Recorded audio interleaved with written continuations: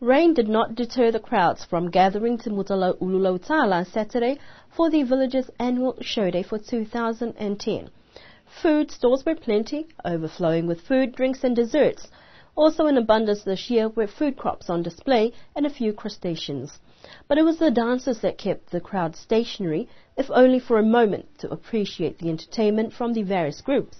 Or with Mutala roots, even if they reside outside of the village, this gives them a link back to the village.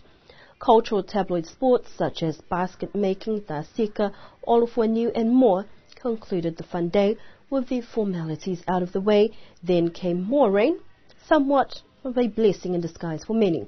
Members of the community also made the special trip from New Zealand and Australia to join in the special day, but also for another celebration within the village with the official opening of the Community Ecclesia Hall, which will be held tomorrow at 1 p.m.